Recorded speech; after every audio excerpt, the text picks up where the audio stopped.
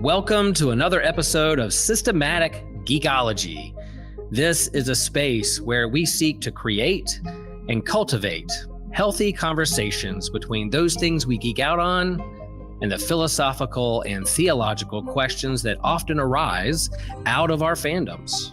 Like, what does it mean to be human? What makes a hero? What makes a villain? How do the stories and narratives we geek out on shape how we live in the world? We are your priest to the geeks. We aren't all ordained, but we see ourselves as mediators at the intersection of geek culture and going deeper in our faith. We don't always have to agree, but we do respect each other, and we see everyone as a beloved child of God. Everyone geeks out on something, so come geek out with us and enjoy the show.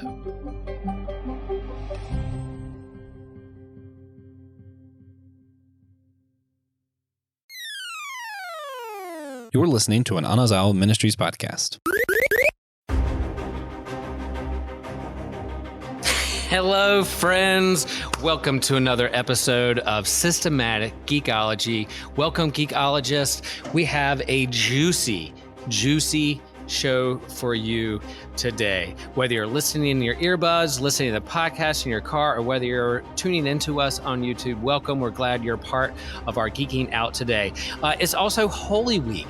Hopefully you're getting this on Mandate Thursday, the day when Jesus said, "A command I leave you, love one another as I have loved you," and wash some feet. And then tomorrow's Good Friday. Then we have the Easter Vigil, and then we have Easter Sunday. So we're coming to you Holy Week, and this is our Easter special, Holy Week special.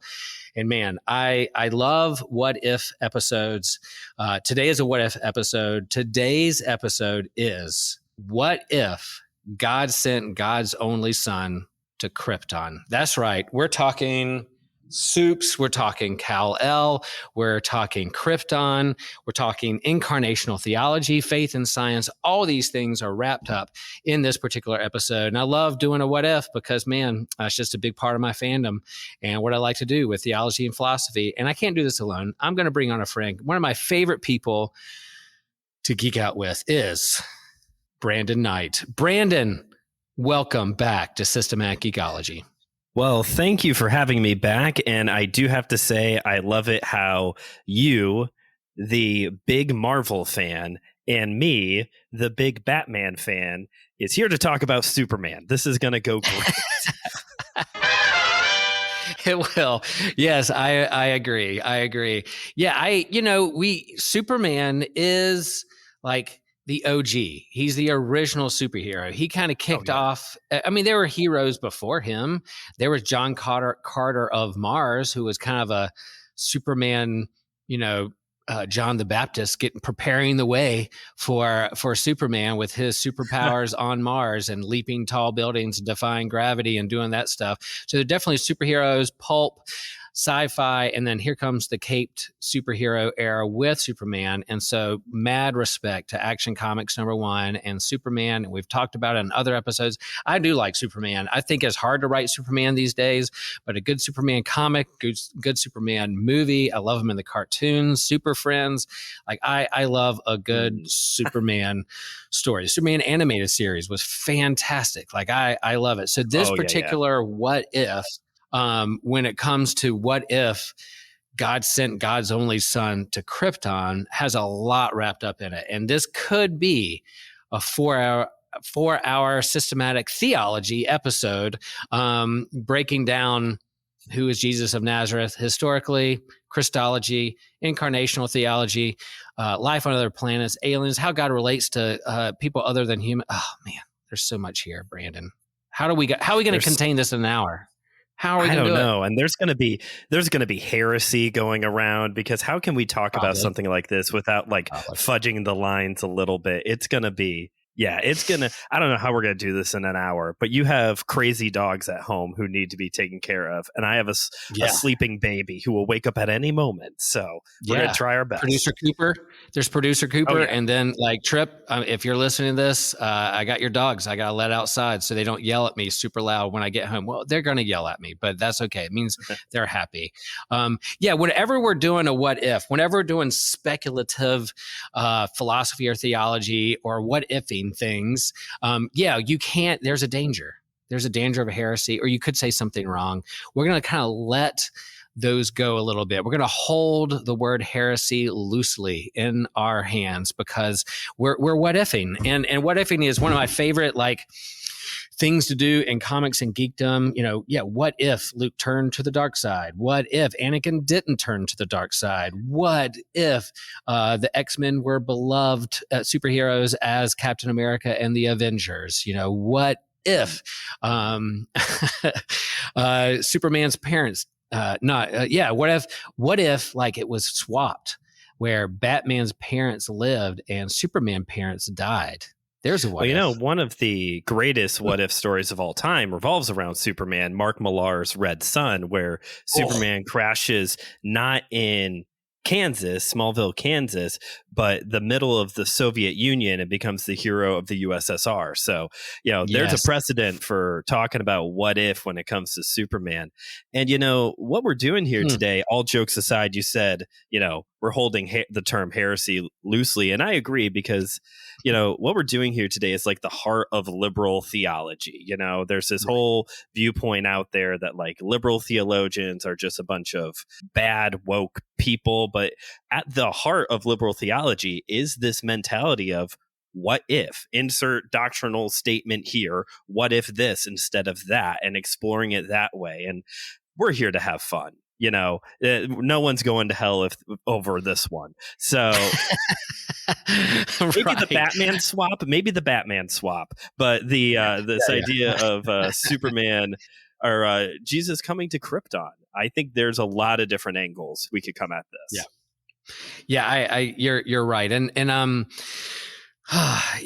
there's a thought there. The what if, what if Superman, what a good recommendation. Please read that. If you haven't read what if, Superman Red Sun by Mark Millar, is so good. And it's a great what if of what happened to Superman. But then we also do it with Jesus too. What if Jesus was born not in Nazareth in 3 AD or 3 BC or whenever they date it. But what if Jesus was born in 2020?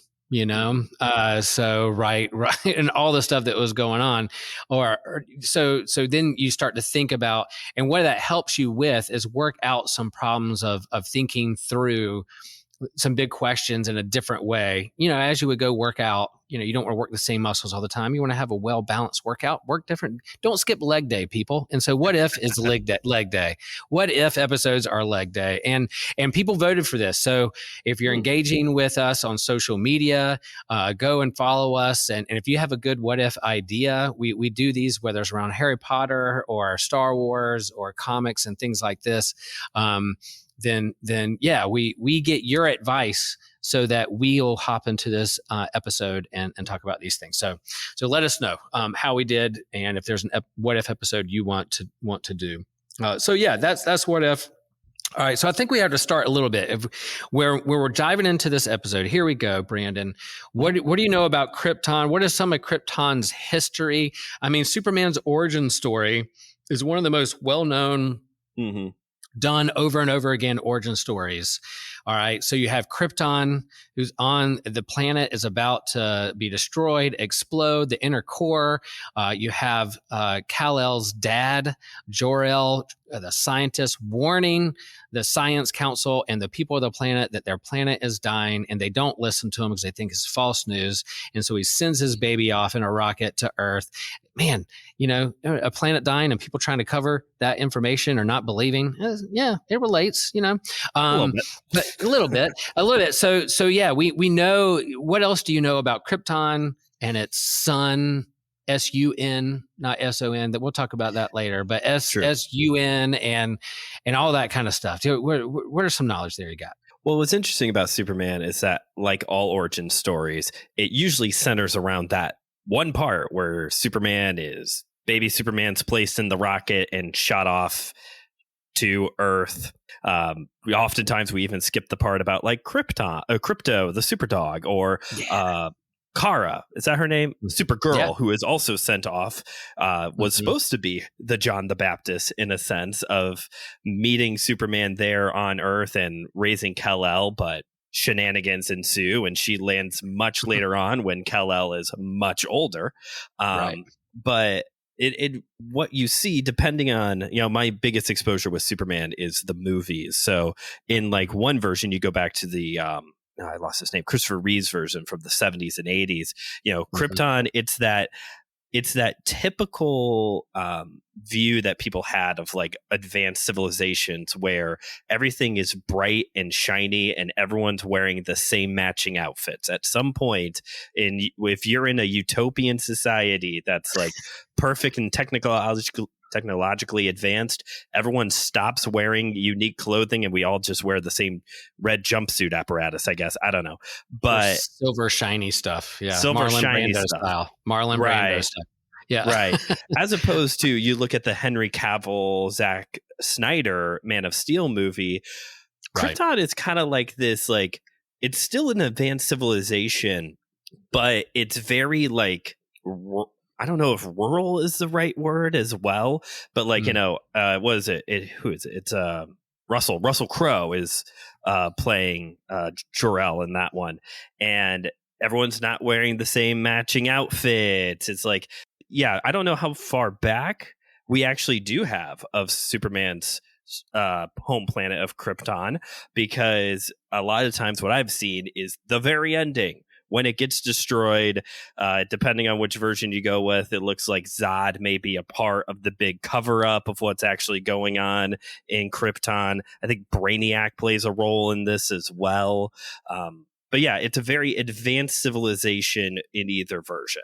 Right. And I think what we do also know and learn is that part of where Superman gets his powers is the yellow sun from Earth, right? So it's a different, while they're humanoid and everything about him looks like a normal human being, but the genetic makeup of like Earth and his relationship to Earth and then our sun is what gives him his powers. But on Krypton, it's an older planet, more advanced, scientifically, technologically advanced society, and it has a giant red sun. So that's part it. And then that tension there between Jor-El and the Science Council and the leaders and the government and all that stuff is there about this planet's dying. What are we going to do? And the last son of Krypton comes to Earth. Krypton's only begotten son comes to Earth. And when you get to Superman on Earth and growing up, Clark Kent stuff, like you said, the yellow sun is a big factor in this story, including like there's these stories where Superman's drained or needs to get supercharged and he flies into the yellow sun to get like super powered up. And then there's unique weaknesses within that are all pseudoscience, but it makes sense if you stop thinking about it. So you have like lead is a big like thing that keeps Superman's abilities from working because it usually blocks out the sun. The green kryptonite, which is an actual element on the periodic table, is an actual thing that exists in the world, drains Superman of his abilities. And at some point in time, I don't know who is responsible for this, I was introduced to it through Jeff Johns, started introducing other colors of kryptonite that do different things to Kryptonians, whether it's red and it makes them super angry and aggressive. I think there's like an orange one as well that does something to the different colors, whatever the reaction is, all messes with the biochemistry of a Kryptonian. Yeah. Yeah, we'll have to talk about in a little bit where we think Jesus's kryptonite is, but we'll talk about that in a minute. That's a good question.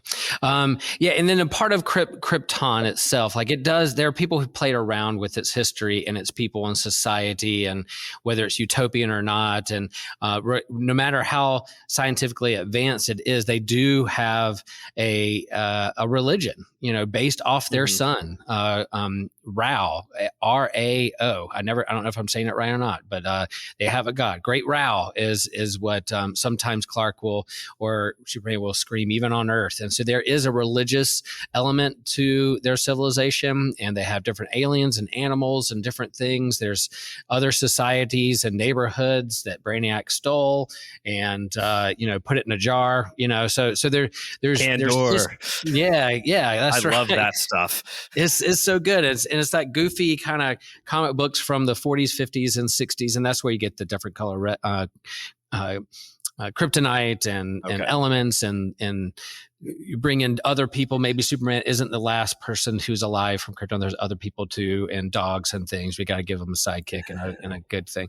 But there's a whole long history of the Krypton, and so there's that. So when we start thinking about God's interaction, God, Yahweh, interaction with other planets, other civilizations,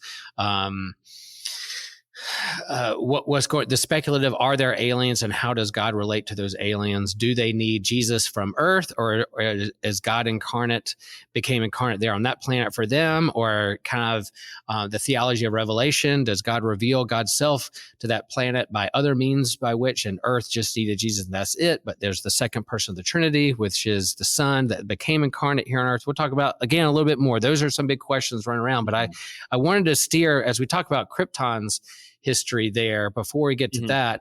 Now let's talk about like Kal-El and then Clark and Jesus, the difference between the two, or similarities, right? So what I like to think about is like Kal-El was a part of high society. His dad was a ruler and was top-notch scientist and all that stuff. He had high status, but when he came to Earth, he became Clark. He became born in Smallville. He was born of humble parents, Mom, Pa Kent, who raised him on a farm, that gave him good values, and he's the Boy Scout, and it was that, yes, his nature of who he is from Krypton and the powers and the strength that he has, but also his nurture and how to be a good son to Mom, Pa Kent, and a good high school friend, and his love of humanity and what makes a hero kind of thing. So you have that aspect. And then you think about Jesus, who, God became incarnate. We came off Christmas. Now we're heading into Holy Week. We see what kind of Messiah this is. He's not Superman who's going to sit on a throne and flex and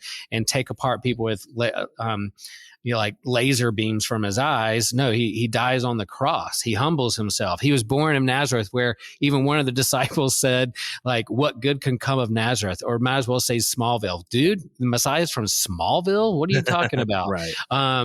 And then Jesus, the way Jesus postured himself in the world of not, again, that verse from Philippians, humbled himself. He had power not to be exploited, but humbled himself. And so there's similarities there with these characteristics. But how Jesus fulfills what it means to be Messiah is a little different than Superman saving a train or stopping a volcano from erupting. There's different things there. That's just a little bit there. We could spend a whole episode on this, but what sparked some imagination or what if or reflection there for you, Brandon? Well, I mean, even right there within Kal-El's name, El, which is the Hebrew term, one of the Hebrew terms for God. It's a generic term for God. Yeah. So even like right up front there. And, you can draw, this is where you get into C.S. Lewis, who, when he was struggling with the faith claims of Christianity and Jesus, and how there's a lot of Messiah stories throughout history, throughout various religions. You're describing Superman, you're describing Jesus, you're describing Hercules. Like a lot of Heracles' story also kind of overlaps with this as well. There's a lot of Messiah stories. And J.R.R. Tolkien responded to this by saying, paraphrasing here, what if Jesus is the true mythology? What if he's the Right. true Messiah figure?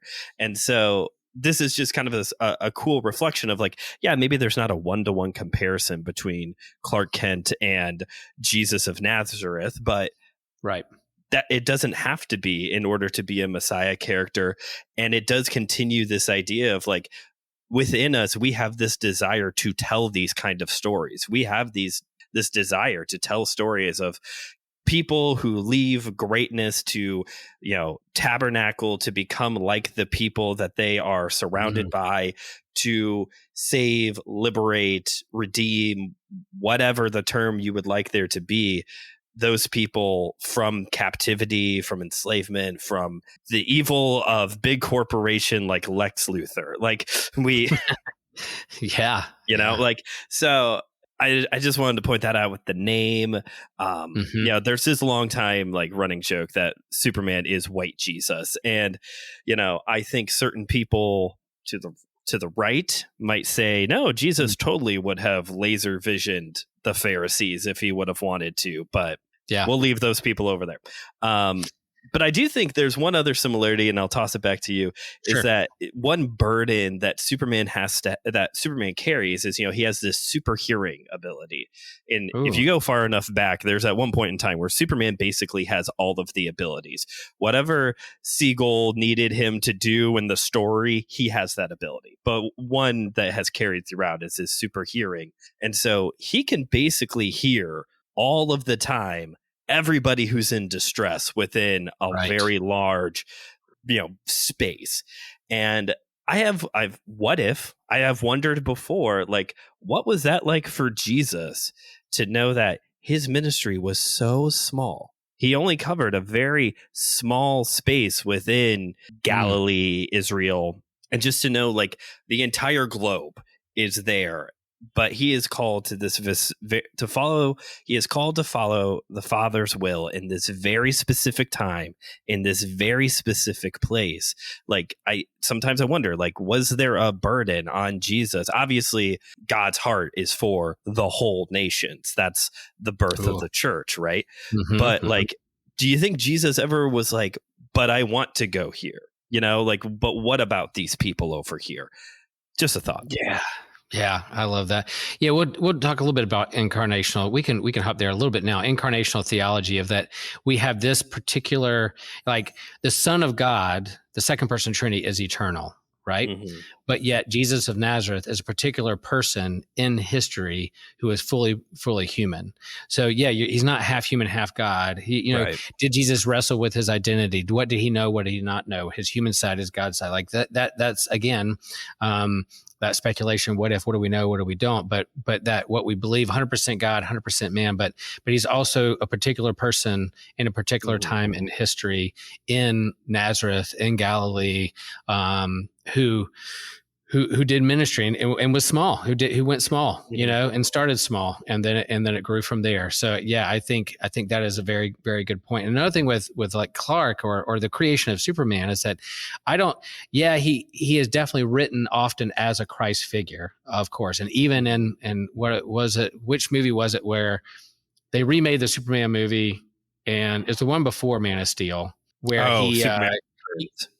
He literally reached out his arms like a cruciform form and floating in space. I mean, it's like, okay, how on the nose? But these two Jewish teenagers that created Superman were Jews. And so they were also thinking of their identity as Jews. And I also think of Superman as like a Moses figure, maybe put in a basket and sent off to safety and then called to liberate people from empire and from evil and from villains. And so I often think of him more as a Moses figure rather than a Christ figure.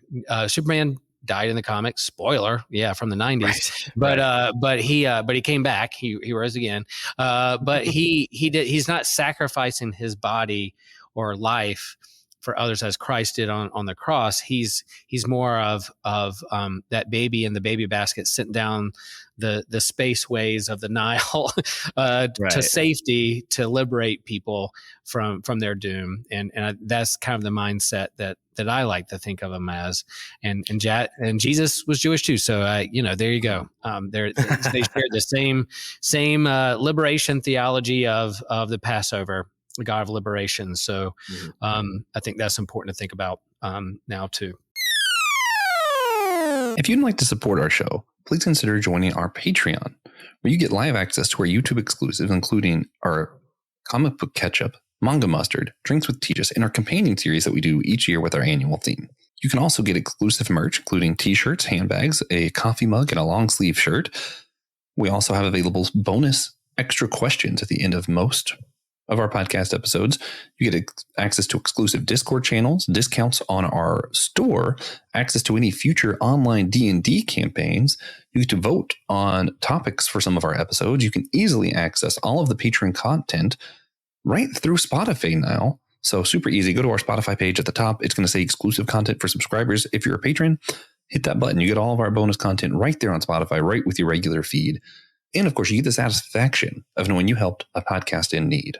Our overhead includes editing software, marketing equipment, recording software, and a lot more. And there's a lot that goes into keeping the lights on here. And we really appreciate all of our patron subscribers for helping the show happen.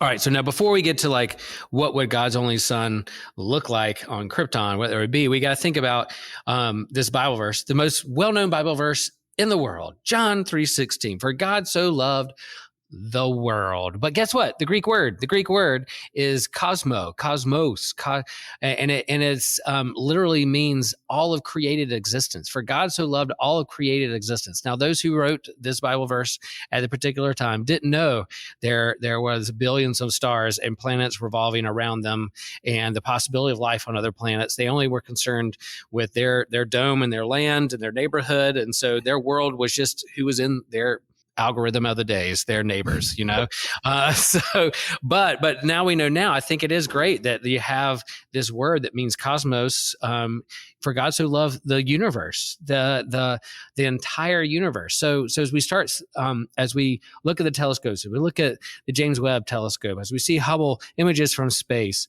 it is a large, huge universe that we are part of. And so, yeah. I geek out on faith and science, not either or, faith and science. Faith helps us understand deep questions of existential questions of existence and meaning and all those things. But science also shares with us how the world operates, how the universe operates, where we came from, and perhaps where we're going. And there's some good philosophical and theological questions all around those too. But when you think about for God so loved the cosmos, I think we can extend beyond Earth. What if there is conscious life out there in the world? And would that make a difference to our theology and how we understand God and how we understand Jesus, the incarnation? Brandon, you're out of seminary. Sure. Answer that question in 2 sentences. Go. Just kidding. You can reflect more. I don't know if I could do 2 sentences, but yeah. I think even if there isn't intelligent life beyond our planet, God's love for the cosmos does indicate that in the final redemption, when everything is glorified, that will include everything beyond our planet as well. So who knows what the rest of the galaxies and the known and the universe will look like and could be different after the final redemption, where everything is put back into that perfect garden state like it all started in. Right. And as for like, if there is anything intelligent out there, like, I don't know how this would work, and I need more than 2 sentences, but that would tell me that God would care about them as well by way of redemption. That could turn into a universalist approach of like, okay, I saved humanity and now boom, everything else is good.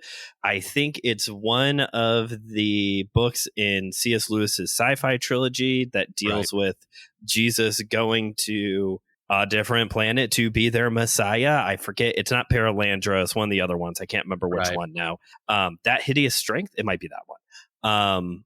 So it could be something like that where Jesus, tabernacles in a different way. That's what happened in Narnia. It's, Aslan is different. He's not Jesus of Nazareth in Narnia. But I think if God so loved the cosmos, think something's going to have to get redeemed. I don't know how, but if there are Kryptonians out there, they will be saved. Yeah, and sci-fi is just what if, speculative fiction, and then C.S. Lewis did it with his sci-fi. What ifing, what if we encountered a planet that hadn't fallen yet, and what that looked like, and if humans showed up, would we be the snake, quote unquote, that were tempting them in a different way? I mean, it's great. That's great what if storytelling and imaginations. And I think when it comes to conscious life, I think when it comes to, people ask me, Will, do you believe in aliens? I'm like, well, I don't know if I believe in them, but whether I believe they exist or not, I tend to lean towards yes, the vastness of the universe, whether the same properties of law of science that affect Earth and our rotation around the sun and material makeup also is a part of the larger cosmos. And so with a vast number of stars and planets are out there, most likely there's some kind of organic life out there, whether they evolve or get to a point where consciousness, where they can reflect on meaning and their own death and demise, and whether to travel the stars and ask big questions that we do in theology, I don't know. But most likely there's astrobiology somewhere out there, whether it evolves at some point for conscious life. There may be a planet out there where a meteor never hit the planet to put the dinosaurs extinct. So there's a conscious dinosaur who's asking big questions. It's a velociraptor.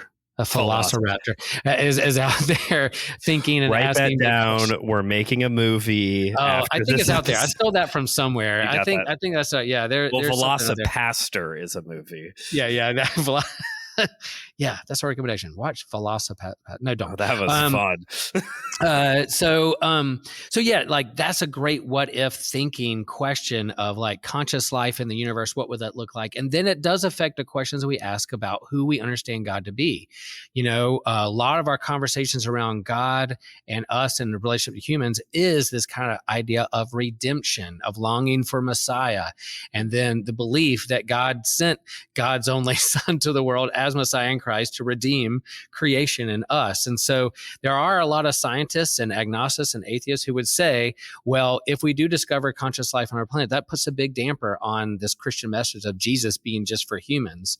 Well, I don't know. There's a lot of good people of faith and good scientists and people of faith who are also scientists who are like, I don't know if that's going to derail all of Christianity. There's ways to think about that in healthy ways, to think about, well, would God become incarnate on other planets? Would we be the ones who would say, hey, let us share you this good news about Jesus, as people who travel to different continents or different countries say, let me share with you the good news of Jesus. Is just space another ocean to cross or another continent to cross or something like that? So what would that look like? Would it be really surprising if we made contact with conscious beings from outer space and they're like, oh, we have a story of a God taking on flesh and blood or our nature for our sake to understand who we are and what we go through?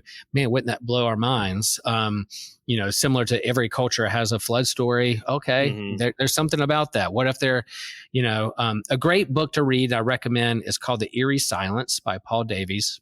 He was director of the Search for Extraterrestrial Intelligence, SETI. He's not necessarily a person of faith, but he's fascinated by religious questions. And he says in that book, one of the first questions I'm going to ask an alien if we make contact: do you have music? Do you have an art? And do you have religion? That's the first thing he's going to ask. And he, in that book, The Eerie Silence, says maybe conscious life, intelligent life is super rare. He's been listening, regardless of what we're seeing the government's releasing about aliens. He's like, we're not hearing anything. It's very quiet out there, and he's starting to believe that maybe we are super rare, and we may be the only ones out there. He's not saying there's not like life or bacteria or other water plant life animals on planets, but in terms of like conscious life able to reflect back on itself, maybe super, super rare. So that's something to think about in this whole idea of like, what if aliens, and then what if Krypton, and God became incarnate on Krypton. Go, Brandon. So, Will, when you meet those aliens, 3 questions. You're going to say, tell me about your music. Do you have art? Tell me about what your religions are like. And then are you going to ask for the best surfing spots on their planet? What's your very specific? Because I'm going to ask, teach me your martial art, because that's what I'm going to want to know. Teach me an alien martial art right now. Yeah, I'm sure they've gone through some evolutionary process of defense and self-defense and peaceful ways of how to do that and not do that, and ways to take it, how to be a good steward of their bodies and their relationships. I'm sure they're thinking through those questions too. And if there is life out there on other planets, life comes from water. We know water equals life. When we're looking for life on other planets, we're looking for water. Oh, there's water on Jupiter's moons. Maybe there's life there. Well, guess what? Where there's water, there's also a place where water meets land. And where water meets land, there are waves. And there's gravitational pulls and tides. All that scientific makeup is there. So we better believe who in your culture likes to ride waves, because I think it's a universal truth in the universe that people like to surf. God, great question. I love how you did that. All right. So we've talked about the history of Kal-El and Jesus of Nazareth. We talked about For God So Loved the Cosmos. We've talked about Krypton, faith and science.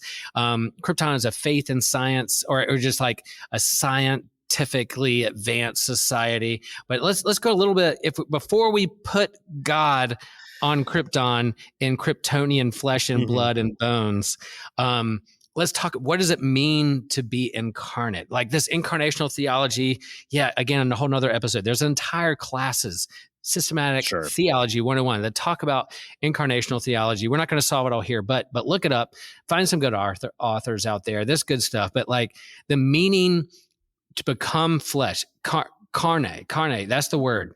I'm a carnivore. I like to eat steak. But incarnate, God taking flesh and blood on earth, eternal, the creator of all the universe, separate from all things, the one, the ground of all being, becomes an actual human being. That's what we mean by incarnation, and born. And we believe that happened in Jesus of Nazareth, born in a manger, with Mary giving birth, and then living a real human life. So that's what we kind of mean by incarnational theology, and Jesus taking on our nature and our lot for our sake. Brandon, what am I missing there? There's so much there. The creeds talk about it. Thick books are about it, but what am I missing there? Yeah, so this idea comes from, I believe it's John 1:14 is the verse where it says that Jesus, the Greek word there is tabernacled, or the Hebrew word there is tabernacled, which goes back to the Old Testament, where before they built the temple, Solomon built the temple, before David brought the Ark of the Covenant back to Jerusalem, before all of that, when they are wandering the wilderness, God told the people of Israel, hey, I want you to build this super tent. That's basically all it was. It was a really big, very beautiful tent. It's not just like, here's some, fabric. Like, this thing was beautiful. You can go, it's near the end of the book of Exodus. God gives his instruction of how he wants this thing built, and then the Holy Spirit comes upon the builders so that way they can build it and make it that beautiful and that ornate. That's like how significant this was. And this was where God's presence was to be. It was this tent where God's presence could be, and they could bring their sacrifices. So you fast forward, thousands of years later to Jesus, who does this same thing of taking on flesh and blood. You can think of it as like a tent in a way, to God taking on this human form to be like us. It is God's way of meeting his people where they are at. And as Christians, we hopefully carry this same mentality of being in our communities, being among people, taking on maybe not the appearance of people of the world, but being in the world and ministering to them, and being in our neighborhoods, caring about our community, caring about people. Like, this is more of the doctrine of like getting out, discipleship, doing the things that Jesus has called us to do. We have to incarnate our communities in order to bring Jesus to them. I like that distinction. Yeah, God becomes incarnate in Jesus, and then as his followers, as those who follow in his steps, we then to become incarnate in our communities and have this ministry of presence and being with people. And I think Superman does that too, right? Like, Yeah. he's gets a of job. the people. It's a job. He gets a job, and he's a reporter, but he's also has friends. He's with people. He can not only fly above them, but he also walks with them. And so that kind of understanding that God became like us so that we can become like God is a deep part of kind of Orthodox and Eastern Orthodox theology of the divine gift swap of God becoming like us so that we then become unified with God. And I think that's an important. And I think that also helps because, when you start talking theology and doctrine, some people can immediately tune it out as like, well, that's just big talking points, big head stuff. I care about a Christianity that's active and doing something. And it's like, well, actually, like doctrine is the implementation of theology. So it does matter what we think because that dictates how we live as well. Also, Jesus had a normal job too. That's another connection. That's right. Clark Kent worked as a reporter for the Daily Planet, and Jesus was a carpenter. So we got another little connection there. And isn't that something that the creator of the universe who shaped and molded and sanded and shaped with hand and breathed life into it also became human, liked to make things. Like to build, like to work with his hands. Was handsy. Yeah, that's it. Yeah, and in a quick story, like my internship supervisor when I was on internship, she shared the story of that one night, and she preached on a Christmas, and I've used it as a Christmas illustration before as well. That one night her daughter was scared of the dark or something was happening, needed to be comforted, and Rachel, got in bed with her and said, "Don't worry, honey, you're not alone. And even when I'm not here, God is always with you." And then her daughter said, "Well, I would like to have God with skin on, please."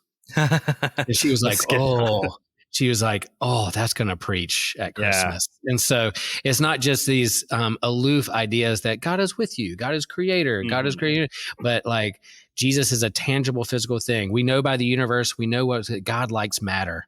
God likes matter, and your matter matters, and God became matter for us. Like all those things are wrapped up in kind of incarnational theology, that we're not just like one day going to float with our disembodied soul to play harp on a cloud. We're material beings. That's why here we are coming up on Easter, and Jesus was raised from the not just his soul floated up to be in the cloud somewhere, but like he literally ate breakfast with the disciples. He phased through walls, but Thomas put his fingers in his scars of his hands and side. That his matter mattered and still remained matter.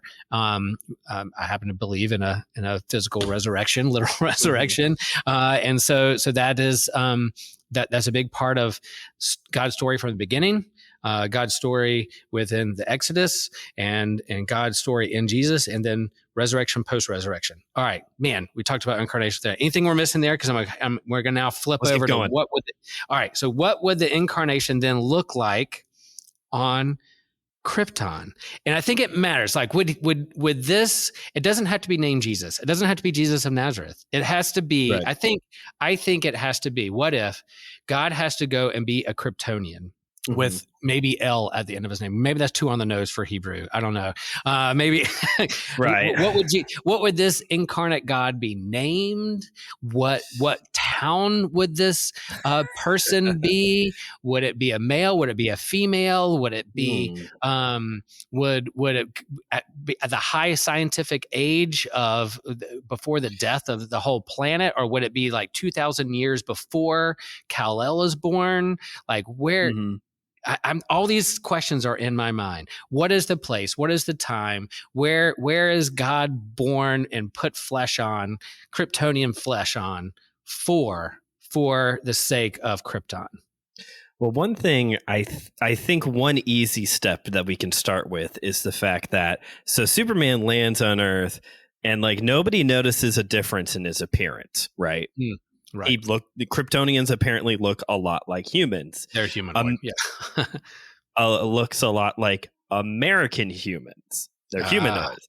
So right. He's white. finally, all of these white Jesus pictures are going to be somewhat more accurate because apparently that's kind of how they look like on Krypton as well. Mm-hmm. Yep. So the soft blue eyes, and I'm assuming no robe with the blue or red sash. That maybe not that. Yeah. Maybe that's that. I would say, just trying to do like parallels here between like the story of Jesus, how it's shown in Narnia, and then with Krypton. I'm going to assume Jesus of Krypton is coming during the pre-scientific age. Okay, I like that. I'm gonna put that one out there. Yep. Not because science isn't important. Just listen to what we just talked about like 20 minutes ago. But I think there's a purpose behind the fact that God sent his son prior to technological advancement to advancement like we have now. They had advanced technology for their day, obviously, but they didn't even have a printing press. So I do think that there is and it's similar in Narnia, where you have this like fantasy world, this medieval kind of society. So I think there's a purpose behind that. So I'm going to go pre-scientific, going to look kind of white. What would you add in?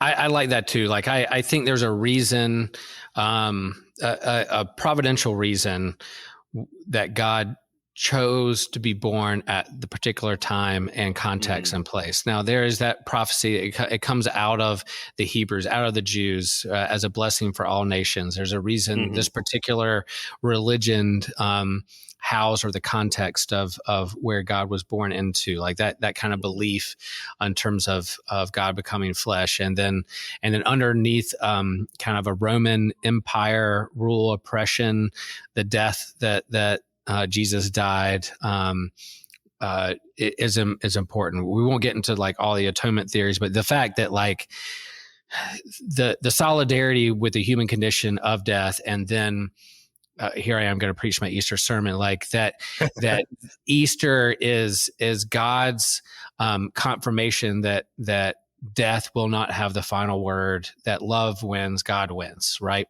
And so there's that kind of confirmation, rather than like, oh, Jesus had a blood debt to do, and God really likes blood, and Jesus had to die so that we could.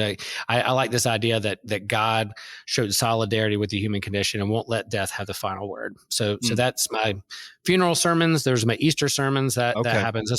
So I think with a planet, and our planet could explode at some point. There's scientists or die. Scientists are trying to say, thanks, I don't know, for that cheerful thought. I know there's accident. Hey, happy Easter, everybody. Maybe our planet's going to die. But yeah, are we going to send a one single human being to another planet at some point? And a dog. And their cousin who's a little bit older, yeah. Is there a phantom zone where there's a prisoner who will get loose and try to take over that planet? Yeah.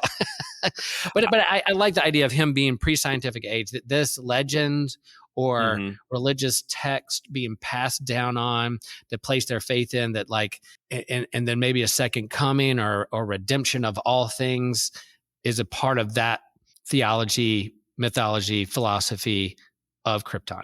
Okay, I think you're gonna like this one, but I need you to science check me for a second. Fact check me. A red sun is a dying star, correct? Yeah, a red dwarf sun is a dying sun. But when I was reading up on Krypton, they were saying it was a giant red one. It's larger than our sun. Everything that Krypton is like bigger, more scientifically advanced, bigger sun than ours is like bigger and better than Earth, other than we still exist. It's Texas. It's the Texas of space. Does that mean in Krypton's final redemption, it's a yellow sun? Ah, okay. Yeah. That would be, and then everyone on Krypton would be restored to their, I guess, superpowered life, I guess. Yeah, because they didn't have powers there. They were science, right. But it's the thing. But if there's this kind of redemption of their planet not dying, but also their sun that gives a new kind of life. We're playing around with SON, red sun, yellow sun. Now we got like Sith and like yellow lightsabers. We're going to go down that. I had to put in a Star Wars reference at some Of point. course. Yeah. Shocking you've made it this long. I We're know. almost done. Krypton died of a Sith son. That's exactly what happened. But yeah, I think that goes into play. Like definitely their cosmology would have to, and their understanding of cosmology and their sun and their material world is, I think matters with who this savior Messiah is going to be when God becomes incarnate on Krypton. I like the idea of pre-scientific and then perhaps coming back, or does Krypton, do the cultures there, do they kill the incarnate God or Kryptonian Messiah? Do they try to snuff him out because he was threatening their ways? And then does he rise again, or she? It could be a girl. What if it's a female? What if this Kryptonian incarnate is female? We could do that. Jesus was male, but on this particular planet, it could be a female. So is the science people who are kind of like also the leaders of Krypton, are they the Pharisees? What if they were the Pharisees? And that is because that's a big part of Jesus's story as well, is he spoke out against the religious elite. So who are the religious elite on Krypton? These, or the Row, whatever it was. So I need somebody to talk about me with that. Please pronounce this the right way for me. That's another good one too, because that's a sun god, right? SUN. Yeah. So they added another letter from the Egyptian god Ra. Like that's the only difference there. That's right. Yeah, and do they believe that this is Ra incarnate rather than Yahweh? That's another thing. Is this Ra incarnate and is connected with the sun, SUN, and that kind of thing? Yeah, I think someone who claims to be Messiah incarnate and then God is incarnate, then they're going to butt up against the systems and the religious systems that aren't doing things the way God intends them to be, whether they're oppressing or whether they are don't have things right. Or even Jesus was a Pharisee. Jesus was a rabbi. So that's why he fought with them a lot, because he took it personal, because as his family, you can fight with your family harder than you can fight with anybody else, because you're closer to them. And so Jesus had some family fights. And so I think their story is going to be, it doesn't have to mirror exactly Jesus, but they're going to teach in ways that they understand Kryptonian life and culture to be. There might be a parable of, instead of the sower, it might be the parable of the red sun or something, or something like that, that has to do with what people understand. And then eventually, redemption, whether redemption happens after the planet explodes and there's a new creation, or before. Maybe there's a way that there's this, if God becomes incarnate on Krypton and their message helps save the planet, maybe there's some incarnate believing people on Krypton that help Jor-El save the planet. Like maybe there's some Christians out there today who can help save our planet and believe in climate change and want to help the planet. Maybe we can help our scientists and work together. And that's what I would want to believe, that Krypton goes down that road, that the planet doesn't explode because some good believing incarnate Messiah named Jessel.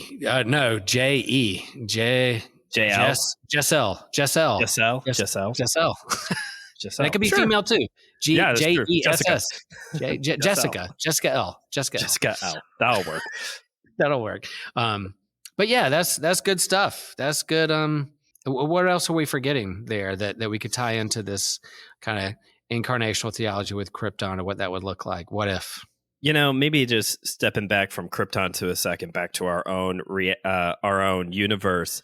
I think you have a lot of good faith in the fact that if we run into another, I think you said dinosaur alien species, and they have a similar Messiah narrative as we do, I think you have a lot of good faith that the Christian church is going to respond by going, oh, cool. So you're our brothers and sisters in Christ then. There's a whole lot of fundamentalists out there who's like, no, you don't believe in Jesus, so it doesn't count. So I do want to point that one out. But yeah, coming back to Krypton now, there's so many other ways that we could look at, like, you look at the parable of the Good Samaritan, you look at these like high points of the ministry of Jesus. Like, would there be a Samaritan culture on Krypton or any other planet for that matter that like teaching, one of the biggest teachings of Jesus is love God and love your neighbor. So what does that look like on other planets of like love me and love these people who are difficult to love? Like, yeah, you just think of these different like high points throughout the ministry of Jesus. The 12 disciples, what would, Rao incarnate on Krypton's followers be like, like it's interesting. Yeah, I love that. And then, you talk about the high points and how Jesus postured himself, and we say that's God's nature too. So I think that's universal. It doesn't have to be, a Jewish rabbi in first century Palestine that hops over to Krypton, but incarnate with Krypton. But that nature of who God is, that we see revealed in Jesus, will also be seen in this Messiah on Krypton. So how they posture themselves of welcoming the weak, healing those who are sick, those longing for redemption and liberation, and then this particular person will bend down and wash people's feet, or whatever a symbol of humility is in that culture and time, and dying for Kryptonians to say, death doesn't have the final word. The planet exploding isn't the final word. And then raising to new life, and then pointing to a new creation that will emerge. And so I think those elements are there, that would be there too. So as we think about Holy Week and the great 3 days of Monday, Thursday, Good Friday, and Easter, I think that would be tied into this particular Messiah's on Krypton's life and posture too, because that's that universal idea of who God is, along with universal idea of math and gravity and light and speed of light. Those equations don't change right on Mars as they would here. And same way with God. God doesn't change on another planet. I think that's interesting to think about. One more science, and then we should probably start. You might want to wrap this up. Good news for you, Lutheran. You brought up the water statement earlier. So baptism's probably on the table. Some form of baptism may be on the table here. Also, communion probably there. I would assume there's got to be some communion element here too, but that goes into Passover tradition and all of that. So that might look different. But if there's life, there's water. So there's probably some kind of baptism thing going on here too. You never know. Oh, Brandon, you know me. So we talk about incarnational theology. I won't get it super deep, but sacramental theology. Yeah, I think this particular religion, this particular Messiah will, if matter matters, and sacramental theology just means like the tangible physical world becoming infused with the divine as a means of grace, then this particular planet will also have a tangible physical means being infused with the divine as a means of grace for its people to sustain them in their journey of faith and trying to understand their universe and science and life and death and relationships and love and heartbreak and brokenness. That the sacraments are there to sustain us in our journey. So 100%. Thank you for bringing that up. Yeah, there's definitely on Krypton. If God becomes incarnate on Krypton, there's going to be some kind of sacramental theology. Oh, sure. It's going to be there. And what did Kal-El bring with him from there? Like he had all those little crystals, and he has the solitude, Fortress of Solitude. Fortress of Solitude, and he has like capes and symbols and language, and he's holding on to those things because that's a part of his culture. That is a means of grace for him. It's kind of sacramental images of him holding on to something as a means of knowledge and holding on to his past and his family tree. Sacramental theology is a big part of this story too. Golly, that's so good. All right. Well, friends, whether you're watching us on YouTube or whether you're listening in your earbuds, what do you think? What did we forget? Is there something that sparked an idea like, oh, you didn't talk about this? Why didn't you bring up this? You're allowed to let us know. We're on all the social medias. There's a comment section down there somewhere, and a thumbs up button, and you can thumbs up and then type in your question. If you thought about this idea, you can friend and follow us on our social media and on this. And yeah, this was, man, super fun episode. I've been thinking about it leading up to this, and I'm going to think about it when I'm in church services over the next 3 days. Right. The rest of Holy Week, I'm going to be thinking about, incarnational theology, sacramental theology, and then a God who will not let death have the final word over our lives. O Ra, who is in the sun, holy is your. I'm just kidding. Yeah, for God so loved the cosmos, even Kryptonians, even Krypton. Even Krypton. Good. Hey, Brandon, thanks for joining us for this. You can follow Brandon on all the socials too. Hit up My Seminary Life. Great episode. And I'm not just saying it's a great podcast because I've been on it a few times. It is good. Thank you. Just listen to like the history of like his name that I had a relation to because Brandon Lee like died in my hometown. Crazy. And yeah, crazy. When I was in college. Man, what a connection. But we hope you have a holy week. We hope that you hear anew the good news of God's life and death and resurrection for you in the person of Jesus. And then wherever you are in your journey or wilderness of life and faith, know that you are loved. You don't have to understand it all. You don't have to have everything in perfect order because Jesus didn't ask for your permission to die for you, or you didn't have to have all the right answers for him to die for you. He did it anyway before you even knew all that or understood all that. So, man, I'm going to get off my Easter sermon right now and just say, thanks, everyone. Remember always to share the faith and share the geek.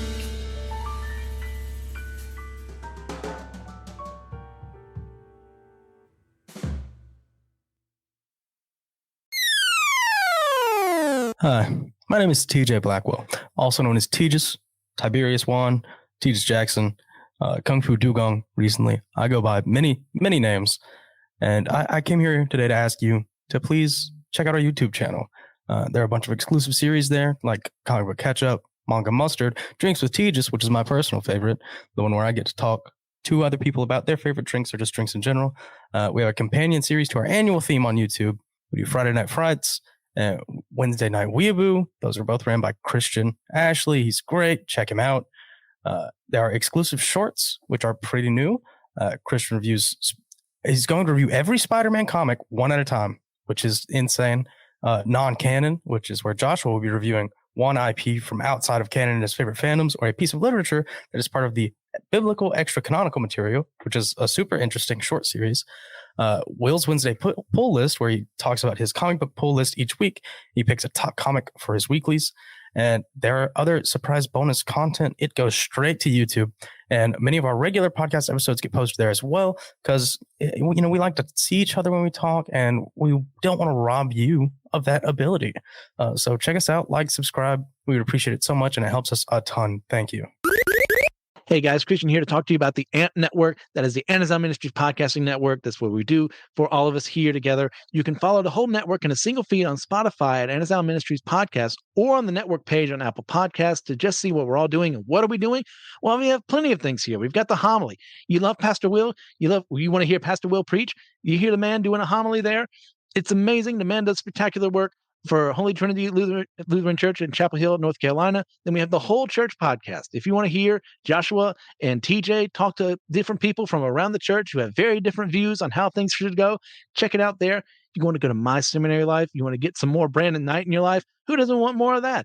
Go there, hear about the man, discuss his time at seminary, which is what he used to do. Now he's on other topics, and just head out there for what the rest of the man can do. Hear a lot of good stuff that way. Now you can head over to Let Nothing Move You. That's my podcast where I go through the Bible chapter by chapter, verse by verse. I started with Luke, then I went to Romans. Now I'm in Genesis, and I'm moving on from there. It's a good time if you want to hear how I view the Bible, how things should go there. You can do that. You can go to Dummy for Theology, where you can hear Joshua Noel discuss the various theological topics that he has there in an attempt to show every side of the big discussions leaving you with more questions and answers. If that infuriates you like me, but you still want to listen, head out that way. You can go to the Bible After Hours. We have the foul-mouthed preacher there, and he's going to deliver things that not ready for every ear to hear, but sometimes you need someone to be a little filthy out there just to give a more progressive view of the church, to challenge the status quo of what is happening here. Do you agree with him? Do you not like him? How are you going to know if you don't listen to him? And finally, we have say best for last, the Clydes. Taylor and Elizabeth Clyde. You need some more pangalanging in your life, like all of us do, then head out there, see what's going on in their own life, in their own ministry, so you can hear the devotions and everything going on in their lives. Once again, that's the Anna's Out Ministries Podcasting Network, AMP, and we love you guys. See you next time.